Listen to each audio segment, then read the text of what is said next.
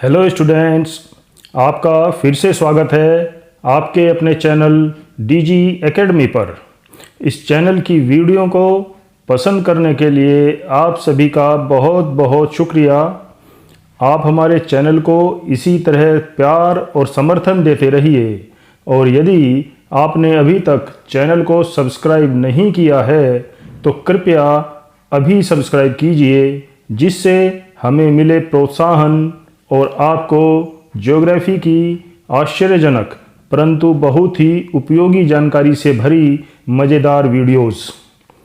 आइए अब चलते हैं आज के टॉपिक पर। स्टूडेंट्स, इस समय आप कहीं पर बैठकर या खड़े होकर इस वीडियो को देख रहे होंगे तथा अपने आप को आप एक जगह स्थिर महसूस कर रहे होंगे, जबकि हमारी पृथ्वी लगातार घूम रही है और काफ़ी तेज गति से घूम रही है, परंतु हमें इसका एहसास भी नहीं होता। पृथ्वी कैसे घूमती है, इस वीडियो में हम यही जानेंगे। दोस्तों, पृथ्वी दो प्रकार से गति करती है। एक को परिभ्रमण रोटेशन कहते हैं, जबकि दूसरी गति को परिक्रमण रिवॉल्यूशन कहा जाता है। दोस्तों, पृथ्वी का अपनी धुरी या अक्ष पर घूमना या घूर्णन करना पृथ्वी का परिभ्रमण रोटेशन कहलाता है।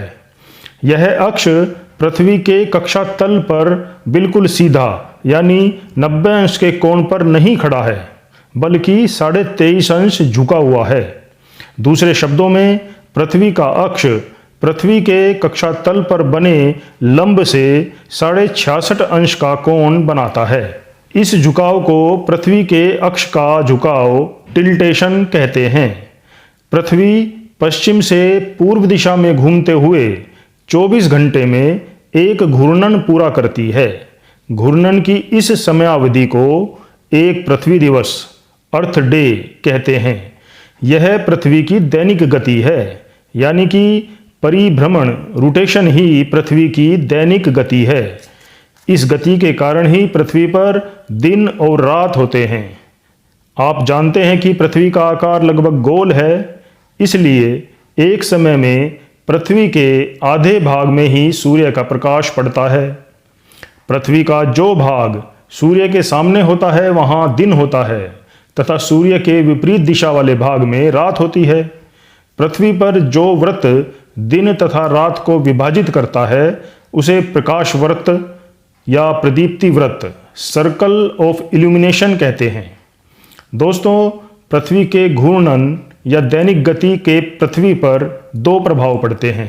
पहला दिन और रात होना और दूसरा प्रभाव सूर्य, चंद्रमा आदि आकाशीय पिंडों का पूर्व दिशा से पश्चिम दिशा की ओर गति करते हुए प्रतीत होना।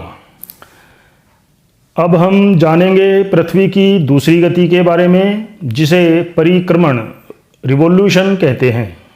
स्टूडेंट्स, पृथ्वी अपने अक्ष पर परिभ्रमण करने के साथ साथ सूर्य के चारों ओर एक निश्चित रास्ते पर परिक्रमा भी करती है। परिक्रमा का यह निश्चित रास्ता पृथ्वी की कक्षा कहलाता है। यह कक्षा वृत्ताकार न होकर अंडाकार होती है, जिसे दीर्घ वृत्ताकार कक्षा कहा जाता है। पृथ्वी सूर्य की एक परिक्रमा 365 दिन 6 घंटे में पूरी करती है। पृथ्वी की यह परिक्रमण गति ही पृथ्वी की वार्षिक गति है। सामान्यतः एक वर्ष में 365 दिन होते हैं। प्रत्येक वर्ष के बचे हुए 6 अतिरिक्त घंटे 4 वर्षों में मिलकर 24 घंटे या एक दिन के बराबर हो जाते हैं। इसलिए हर चौथा वर्ष 366 दिन का होता है, जिसे अधिवर्ष या लीप ईयर कहते हैं। इस अधिवर्ष में फरवरी महीने में 28 दिन के बजाय 29 दिन होते हैं। स्टूडेंट्स, वर्ष भर में कुछ महीने गर्मी का मौसम रहता है तो हमें पंखे एवं कूलर का सहारा लेना पड़ता है, और कुछ महीने सर्दी का मौसम रहता है तथा गर्मी पाने के लिए भीषण ठंड में हमें आग तापनी पड़ती है। कभी दिन सुहावने होते हैं तो कभी वर्षा से बचाव के लिए छतरी का प्रयोग करना पड़ता है। ऐसा क्यों होता है? दरअसल पृथ्वी पर ऋतुओं जैसे गर्मी, सर्दी, वर्षा आदि ऋतु के परिवर्तन के पीछे दो मुख्य कारण होते हैं। पहला कारण है पृथ्वी के अपने अक्ष पर 23.5 अंश झुका होना और दूसरा कारण है पृथ्वी का सूर्य के चारों ओर चक्कर लगाना। आइए इसे विस्तार से समझते हैं। स्टूडेंट्स, पृथ्वी से सूर्य की औसत दूरी लगभग 15 करोड़ किलोमीटर कही जाती है।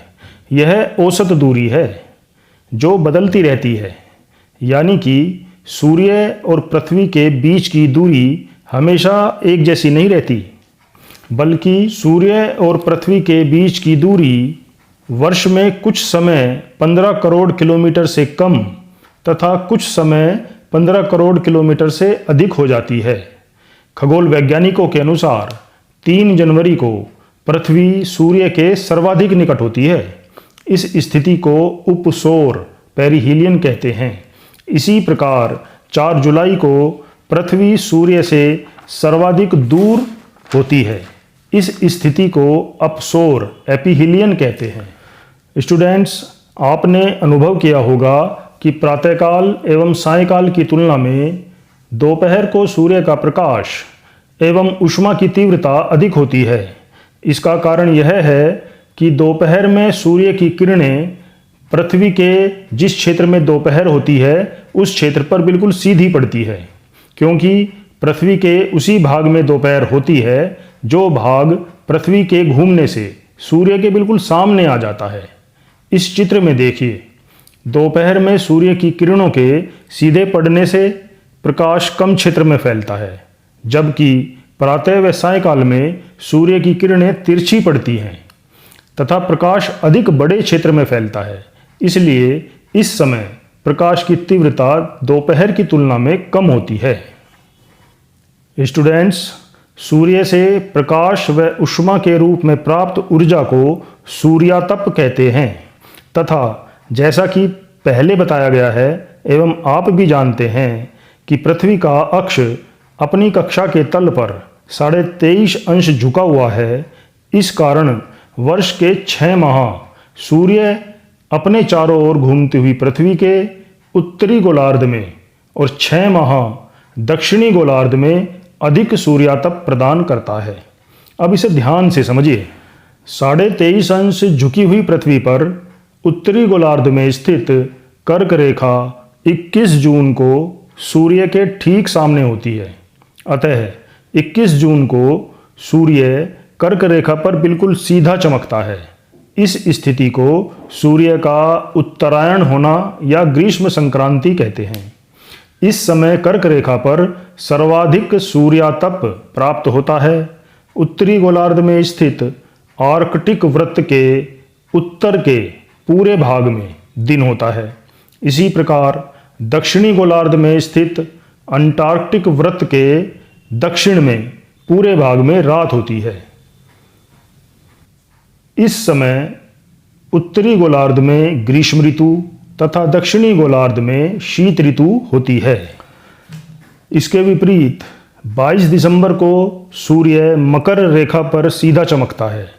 इस स्थिति को सूर्य का दक्षिणायन होना या मकर संक्रांति या शीत संक्रांति कहते हैं। इस समय मकर रेखा पर सर्वाधिक सूर्यातप प्राप्त होता है। दक्षिणी गोलार्ध में अंटार्कटिक वृत्त के दक्षिण के पूरे भाग में दिन होता है और उत्तरी गोलार्ध में आर्कटिक वृत्त के पूरे उत्तरी भाग में रात होती है। इस समय उत्तरी गोलार्ध में शीत ऋतु तथा दक्षिणी गोलार्ध में ग्रीष्म ऋतु होती है। 21 मार्च और 23 सितंबर को सूर्य भूमध्य रेखा पर सीधा चमकता है। इस समय न तो उत्तरी ध्रुव और न ही दक्षिणी ध्रुव सूर्य की ओर झुका होता है। पूरी पृथ्वी पर इस समय दिन रात की अवधि समान होती है, यानी 12-12 घंटे की होती है। विषुवत रेखा पर सर्वाधिक सूर्यातप प्राप्त होता है। विषुवत रेखा यानी भूमध्य रेखा। इन तिथियों को विषुव इक्विनोक्स कहते हैं। 21 मार्च को बसंत विषुव होता है। उत्तरी गोलार्ध में बसंत ऋतु एवं दक्षिणी गोलार्ध में शरद ऋतु होती है। इसी प्रकार 23 सितंबर को शरद विषुव होता है। उत्तरी गोलार्ध में शरद ऋतु एवं दक्षिणी गोलार्ध में बसंत ऋतु होती है। आपने अनुभव किया होगा कि गर्मियों में दिन लंबी अवधि के और रातें छोटी होती हैं। इसके विपरीत जाड़ों में दिन छोटी अवधि के और रातें लंबी होती हैं। ऐसा क्यों होता है, आइए जानें। 21 जून की स्थिति में ग्लोब के प्रदीप्ति वृत्त को ध्यान से देखिए। हम जैसे जैसे भूमध्य रेखा से उत्तरी ध्रुव की ओर बढ़ते हैं, प्रकाश वृत्त अधिक समय क्षेत्र पर फैलता जाता है। इसलिए हम जैसे जैसे उत्तर की ओर बढ़ते हैं, दिन की अवधि लंबी और रातें छोटी होने लगती हैं। 22 दिसंबर को इसकी उलट स्थिति होती है।